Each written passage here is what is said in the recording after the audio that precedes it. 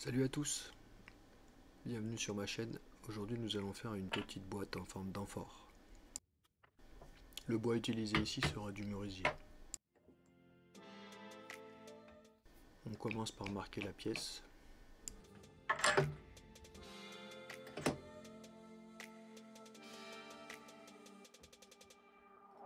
Vérifiez que c'est assez serré, mais pas trop pour pas abîmer vos roulements quand même.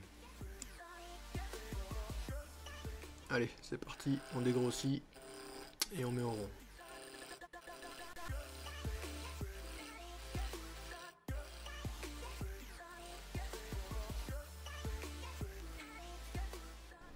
Ici je fais une petite passe avec un angle à 45 degrés, histoire d'avoir une finition propre. Je prépare le tenon. Le diamètre d'un tenon correspond au diamètre intérieur des mors fixés sur le mandrin, plus 3 mm pour du bois sec et peut-être 5 mm pour du bois vert. Ensuite, le diamètre des mors doit correspondre entre 25 et 33% du diamètre maximum de la pièce tournée. Le tenon doit être perpendiculaire à la face qui jouxte la pièce pour un contact parfait de la surface des mors avec le bois supporté. Sa longueur doit être inférieure à la profondeur des mors. Il ne doit pas toucher le fond des mors. Sa géométrie, évidemment, est en fonction du type de mort utilisé, soit en queue d'aronde, soit des morts à petit cran, qui sont souvent des morts perpendiculaires. Je coupe la boîte. Afin d'avoir une boîte visuellement esthétique, il est bien d'utiliser certains ratios. Le ratio 2 tiers, 1 tiers, 2 tiers pour le corps, 1 tiers pour le couvercle. On peut aussi utiliser 2 cinquièmes et 3 cinquièmes pour le corps.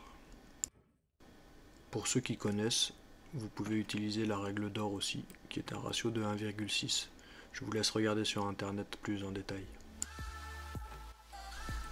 Je mets en place le couvercle pour pouvoir le creuser. Là je dresse la face afin de n'avoir aucun arrachement.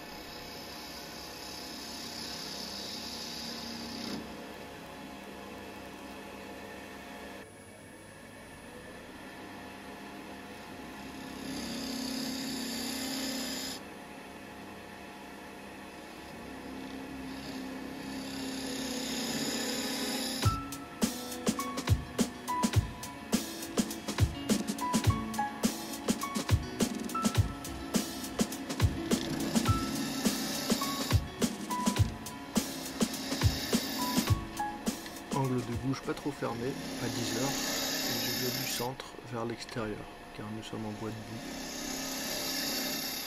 Nous devons avoir de jolis copeaux qui déroulent au début.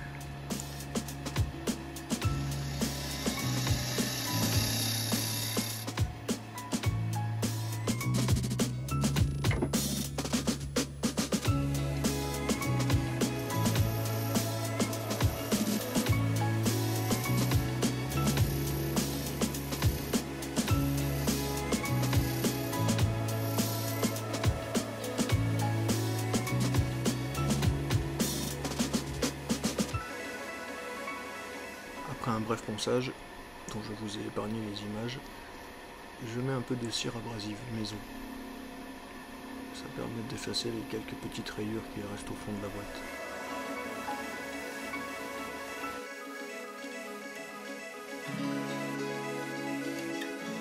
Ici je vérifie la profondeur du couvercle pour plus tard.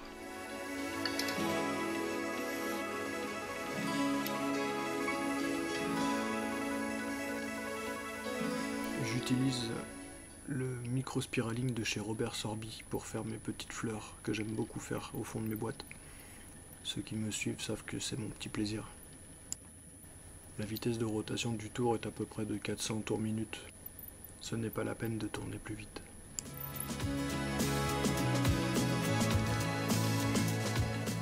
J'utilise ici un outil à détailler. C'est en réalité une pointe avec 3 faces qui permet de cercler le motif. C'est toujours plus joli et ça donne plus de profondeur. Un petit coup de brosse à dents avec de la cire pour nettoyer tout ça.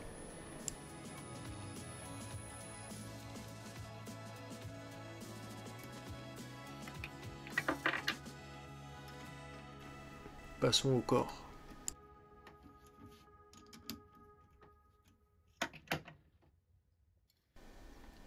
Un aimant monté sur le forêt permettra de servir de jauge de profondeur. Facile mais rapide à mettre en place. C'est toujours bien de marquer le centre avec la pointe ou avec une plane afin d'avoir un centre parfait. Ça évitera aux forêts de vibrer comme vous le voyez sur l'image et d'avoir un trou aléatoire.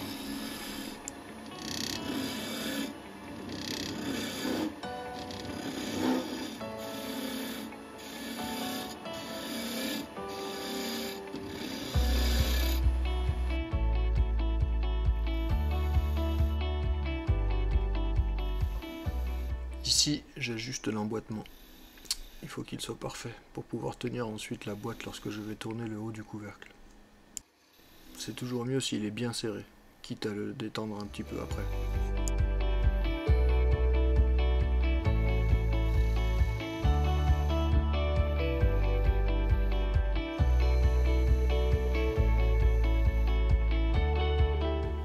Pensez à vérifier qu'il n'y a pas d'arrachement. C'est toujours inesthétique quand on ouvre la boîte.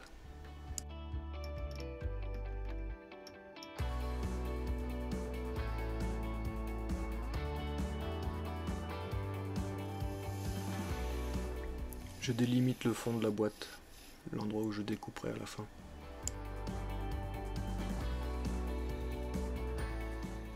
Et c'est parti. Maintenant, on peut commencer à donner la forme à la boîte.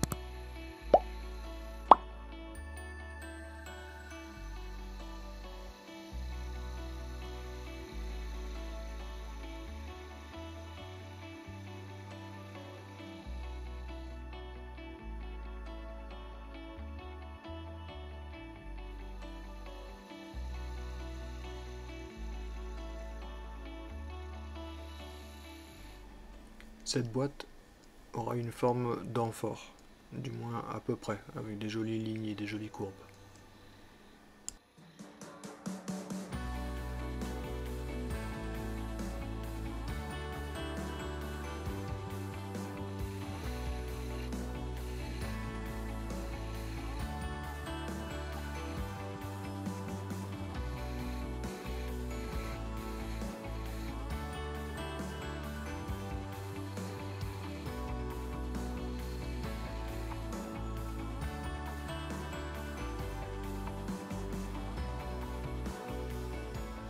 Vous vous rappelez, j'avais mesuré la profondeur du couvercle. Ça me permet d'éviter d'aller creuser trop loin. Ce serait dommage de passer à travers le couvercle.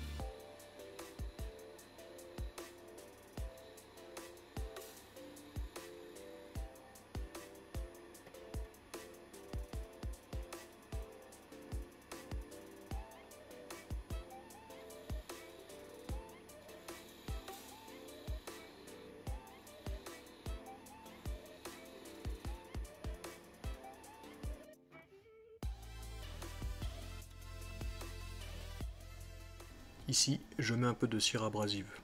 Toujours pareil. Ça permet d'enlever les micro-rayures et polir légèrement le bois en surface.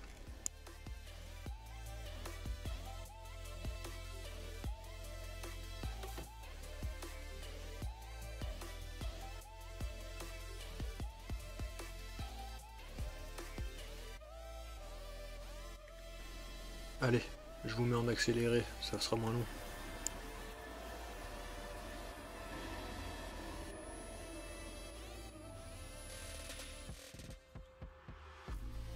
Ça commence à briller. Là, c'est de la cire, toute bête, cire d'abeille, huile de lin, huile essentielle, citron. Comme ça sent bon. Toujours maison. J'aime pas les produits qui sentent mauvais, qui sont pas trop naturels.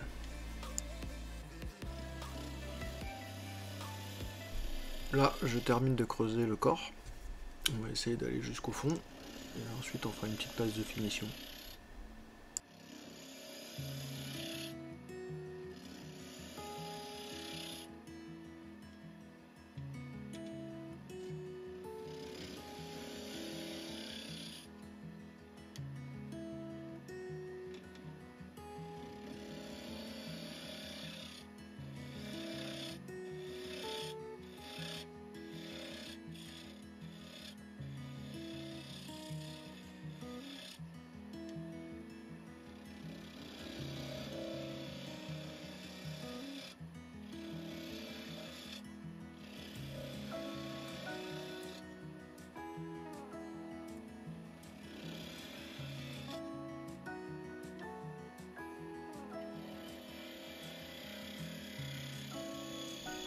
Je vous passe la séquence ponçage à l'intérieur de la boîte, c'est toujours long et fastidieux, c'est pas le plus intéressant dans le tournage.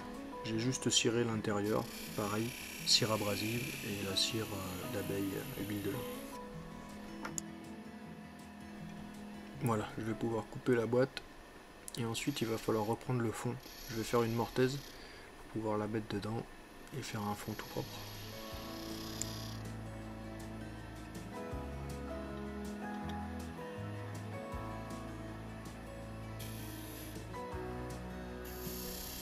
Certains coupent la boîte et mettent un coup de ponceuse sur le fond, mais personnellement j'aime bien y mettre une petite fleur avec l'outil à texturer.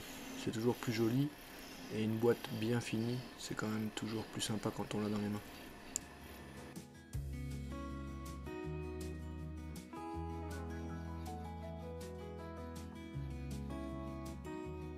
Attention quand on arrive au bout, appuyez pas trop fort, c'est un coup à mettre un coup de scie dans le bois et de le marquer, ce serait dommage.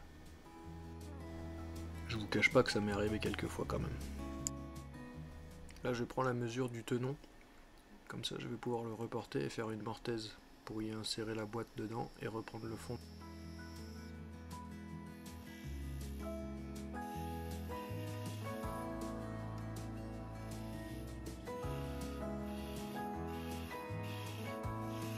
Magie du montage vidéo, on accélère.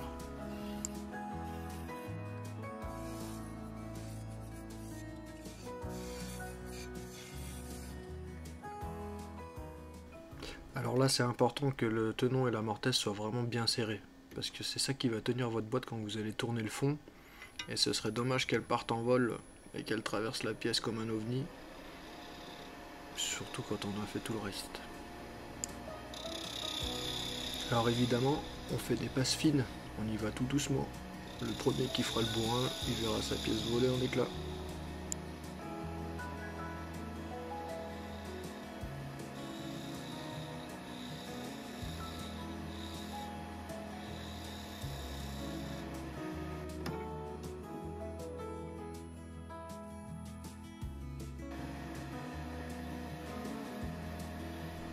Un petit coup de ponçage sur le fond, ensuite un petit coup de cire abrasive, puis on finit par la cire avec de l'huile de lin.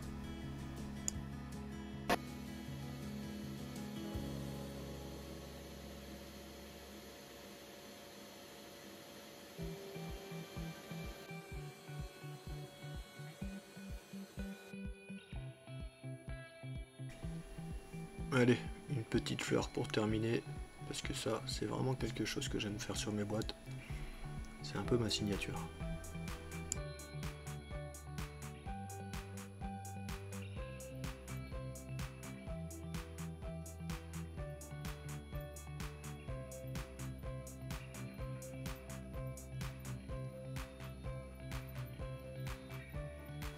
Comme vous le voyez, je laisse la molette un petit moment.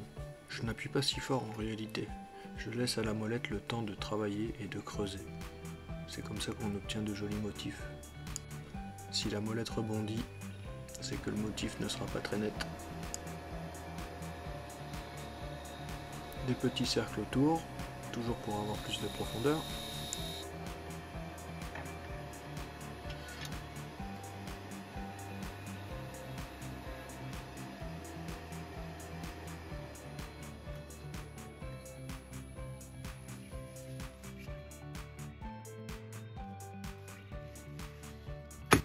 Voilà, je trouve que ça fait toujours classe d'avoir ça en dessous des boîtes. C'est toujours la surprise quand les gens la prennent dans les mains et qu'ils la retournent. Pensez à vous abonner et à cliquer sur la petite cloche pour voir les vidéos suivantes. J'espère que cette vidéo vous aura plu, mais surtout qu'elle aura pu vous aider. Il n'est pas toujours évident de faire des boîtes au début où l'on tourne.